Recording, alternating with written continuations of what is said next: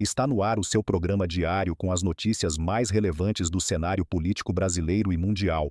Eu garanto que você estará sempre muito bem informado a respeito dos fatos como eles são, sem aquela tradicional manipulação da velha imprensa militante. Vamos agora direto ao ponto com a primeira notícia. O Tribunal Regional Eleitoral de São Paulo decidiu nesta quinta-feira pela cassação do mandato da deputada federal Carla Zambelli, do PSL, por 5 votos a 2. Os juízes apontam que ela cometeu, abro aspas, abuso de poder político para disseminar desinformação eleitoral em 2022, fecho aspas. Essa deliberação não tem efeito imediato, portanto Zambelli continua como deputada federal, mas a decisão faz com que ela esteja inelegível por 8 anos. Ainda cabe recurso ao TSE. A ação partiu da deputada recordista em escândalos na Câmara, Sâmia Bonfim, do PSOL. Ela argumentou E a Sâmia que tem Zambelli moral pra usou isso? da sua posição como deputada e da sua grande base de seguidores nas redes sociais. Para minar a confiança do processo eleitoral, o advogado constitucionalista André Marsiglia, uma das referências no país, na referência na defesa pela liberdade de expressão, e também o primeiro advogado a ter atuado no inquérito das fake news, afirma que a decisão do TRE é abusiva e censória.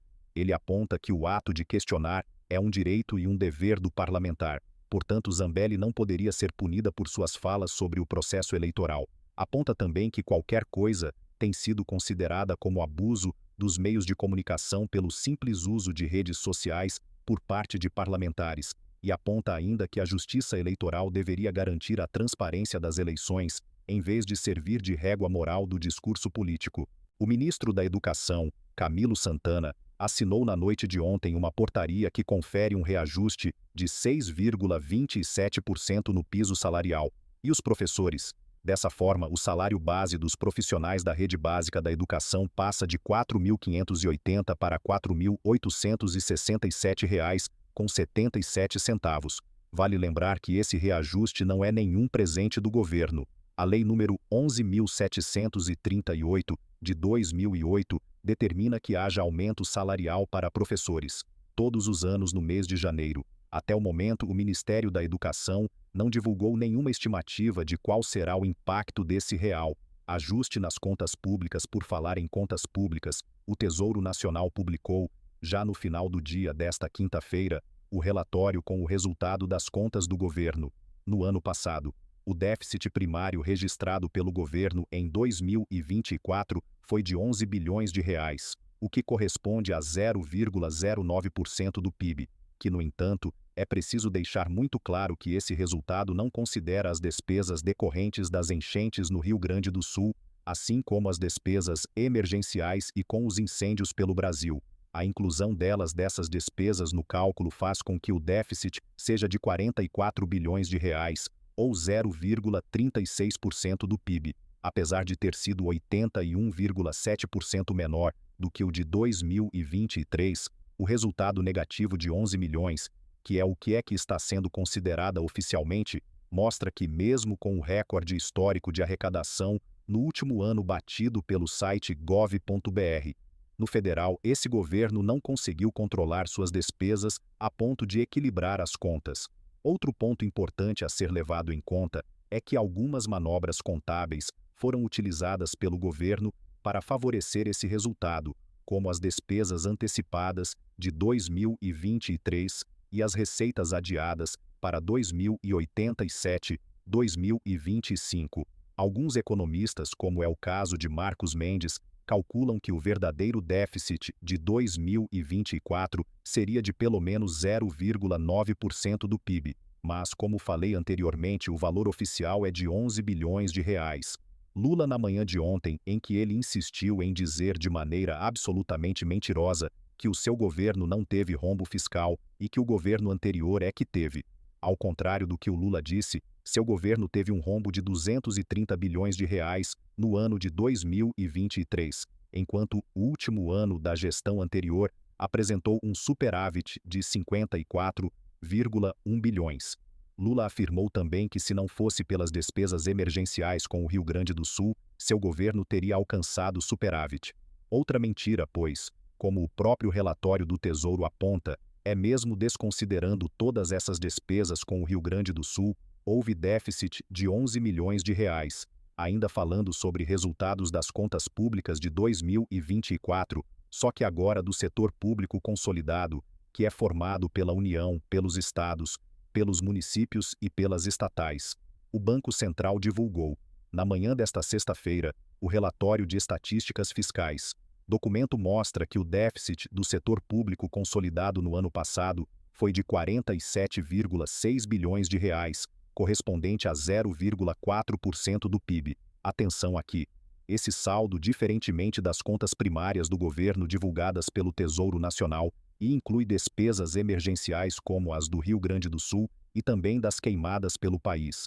O relatório do Banco Central mostra que o governo central registrou déficit primário de 45,4 bilhões de reais, enquanto os estados e municípios tiveram um superávit primário de 5,9 bilhões de reais e as estatais tiveram déficit de 8,1 milhões em comparação ao ano de 2023.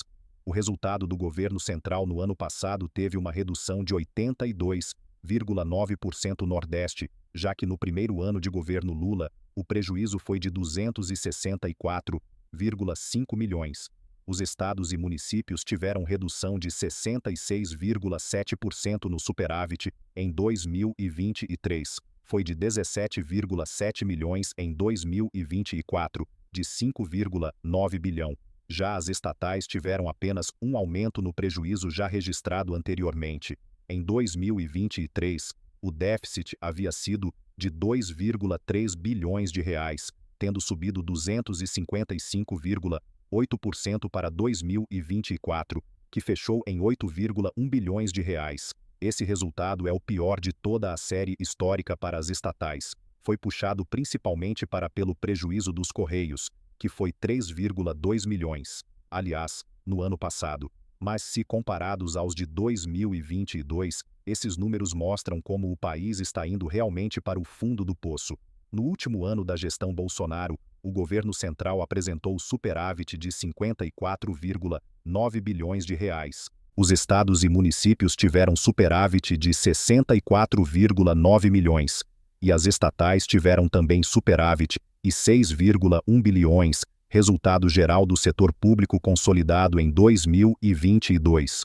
Foi, portanto, superávit de 126 milhões em 2023, foi de déficit de 249,1 milhões em 2087. 2024, também déficit de 47,6 bilhões de reais. O que mudou do ano passado para cá foi que o país abriu, digamos, um paraquedas, diminuindo a velocidade, mas continua indo ainda nessa mesma queda. Seguindo adiante como já era esperado, o Lula exonerou 10 ministros do seu governo para que eles reassumam seus mandatos no Congresso Nacional, que participem das eleições para a presidência da Câmara e do Senado. Ambas as lotações acontecem nesse sábado. No caso do Senado, a sessão está prevista para começar às 10 horas da manhã. Na Câmara, o início está previsto para as 4 da tarde. Os ministros exonerados por Lula para participarem da votação na Câmara foram Alexandre Padilha, das Relações Institucionais, Juscelino Filho, das Comunicações, Paulo Teixeira, do Desenvolvimento Agrário, André Fufuca, dos Esportes, Silvio Costa Filho, dos Portos e Aeroportos, Luiz Marinho do Trabalho, Inicial Sabino, do Turismo. Para votação no Senado, Lula exonerou Carlos Fávaro, da Agricultura, Wellington Dias, do Desenvolvimento Social, e Camilo Santana.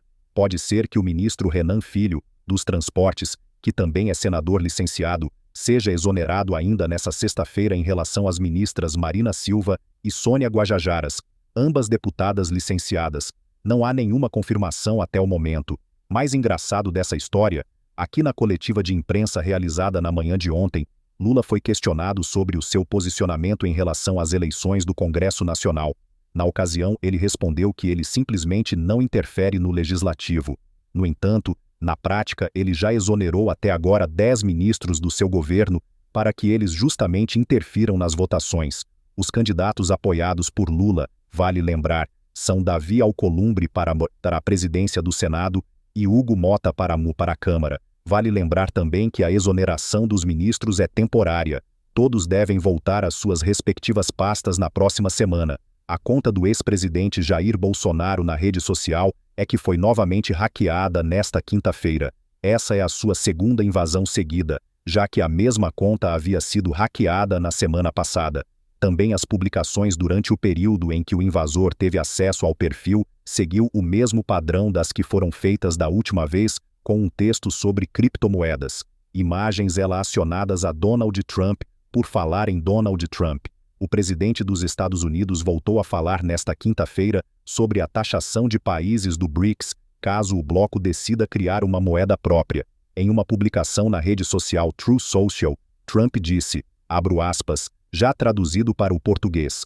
Obviamente a ideia de que os países do BRICS estão tentando se afastar do dólar, enquanto nós ficamos de braços cruzados assistindo, acabou. Vamos exigir um compromisso desses países, aparentemente hostis, de que eles não criaram uma nova moeda do BRICS, nem apoiarão qualquer outra moeda para substituir o poderoso dólar dos Estados Unidos, ou enfrentarão tarifas de 100% e podem esperar dizer adeus à possibilidade de vender na maravilhosa economia dos Estados Unidos. Eles podem procurar outra nação ingênua. Não há chance de os BRICS substituírem o dólar dos Estados Unidos no comércio internacional ou em qualquer outro lugar, e qualquer país que tente isso deve dar as boas-vindas às tarifas e dar adeus à América.